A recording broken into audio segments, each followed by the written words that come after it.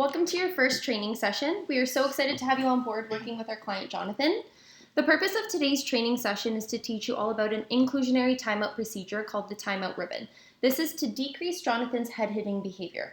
So currently this is being implemented at Jonathan's school with his teacher who has undergone this training as well, and we have seen great results in decreasing this behavior. Cool. So we want to transfer these positive effects into the clinical setting during your sessions as well. Okay? Okay.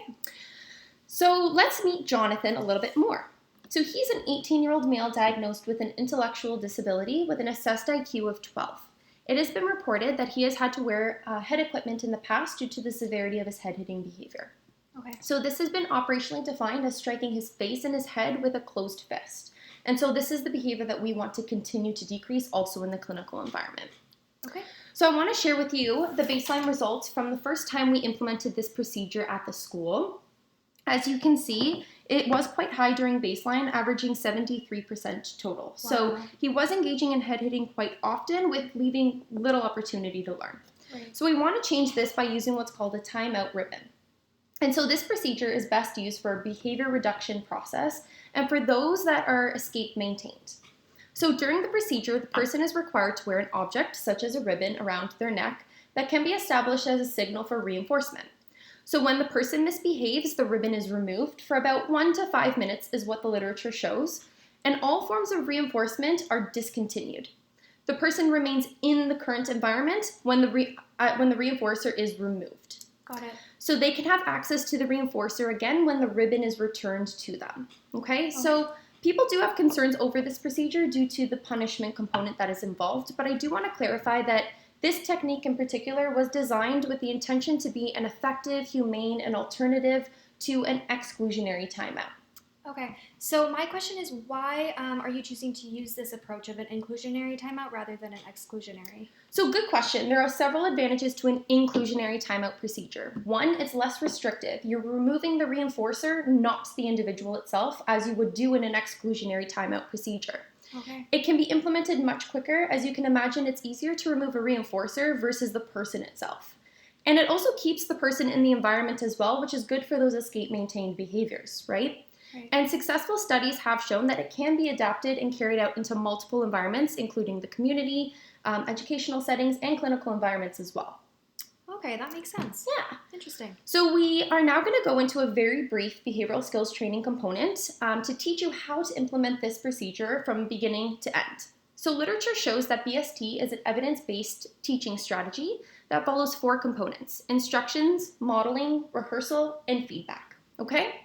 So before we get started, I want to show you a mediator performance checklist that I'll be using during the rehearsal component, and one that you can use as a self-evaluation tool as well. Great, thank you.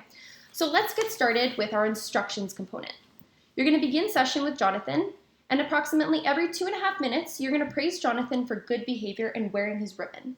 When Jonathan head hits, you're going to remove the ribbon and put it around your own neck. Tell him that he was head hitting and therefore he cannot wear his ribbon. Okay. You're going to set a timer for 3 minutes. Do not allow Jonathan to participate in any form of positive reinforcement. You're going to remove all objects near him and ignore him for that entire 3 minutes. Okay? When the timer is up, you can return the ribbon to Jonathan, indicating that he can have access to positive reinforcement again. Okay. However, if Jonathan is head hitting when the timer is about to end, you're going to extend it a little bit longer until he stops head hitting. Okay. Then you can give it back. Got it. Okay? And after the ribbon is returned, you're going to wait several seconds to elapse before rewarding him again. Okay. So step 2, modeling. You'll be Jonathan, I'll be the instructor. Jonathan, I really like the way you're playing and wearing your ribbon. You're head hitting, so you don't get your ribbon.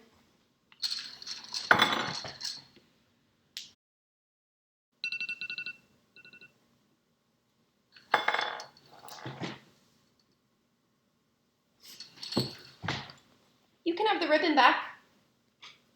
Let's play. So step 3, rehearsal. I'll be Jonathan, you'll be the instructor. At this time, I'll record your performance as well.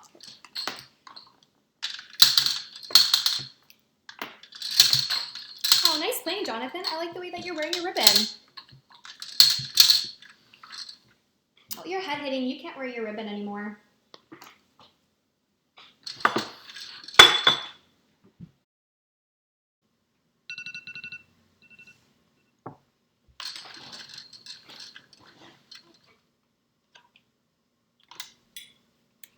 can have your ribbon back.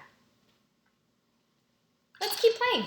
Okay, amazing. Based on your performance checklist, you received 100%, so you're well on your way. Nice. I would encourage you to keep practicing until we meet again for our next session on Monday. At that point, we will only focus on rehearsal and feedback until you master it across 3 sessions. Okay, Way to sounds go. good. Thank you.